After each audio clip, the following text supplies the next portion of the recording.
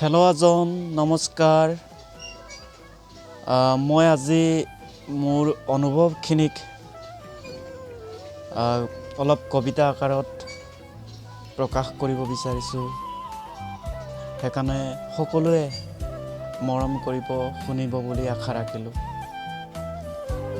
অলপ আমি শুনোচোন কবিতা আকাৰে লিখা মোৰ অনুভৱখিনিক শুনি চাওঁ।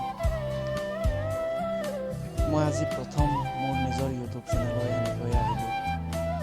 আজিৰ পৰা নিয়মিতভাৱে মই ভিডিঅ' দি যাম আৰু আজি প্ৰথম আহিয়েই মই এটি কবিতা আবৃত্তি কৰিব বিচাৰিছোঁ। মই নিজে লিখা মোৰ অনুভৱখিনি লিখিছোঁ কবিতা আকাৰে। আশা কৰোঁ আপোনালোকে শুনিব। তেন্তে বলকচোন মোৰ কবিতাটোনো কেনেকুৱা একেলগে শুনি চাম। তুমি য'তেই নাথাকা, তুমি যিমানেই ব্যস্ত নোহোৱা, মোৰ এজাৰমূলীয়া নদী পাৰলৈ আহিবাচোন।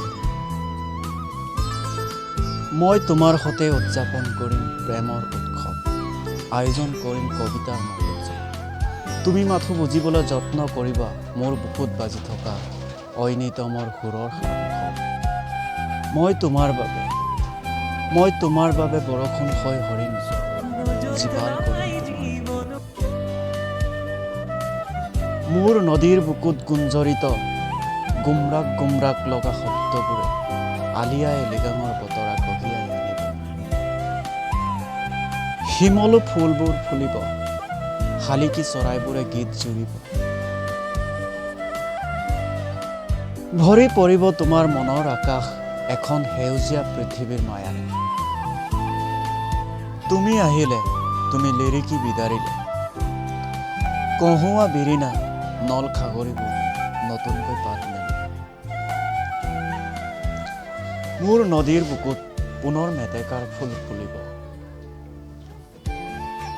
তেতিয়া তুমি গম পাবা মোৰ কলিজাৰ উমান, মোৰ বুকুৰ গুঞ্জতা আৰু বাট হেৰুৱা নদীৰ বৃথা। মোৰ আন্ধাৰ পৃথিৱীত কিমান ৰ'দৰ প্ৰয়োজন আছিল, মোৰ আন্ধাৰ পৃথিৱীত কিমান ৰ'দৰ প্ৰয়োজন আছিল, কিমান ৰ'দৰ প্ৰয়োজন আছিল।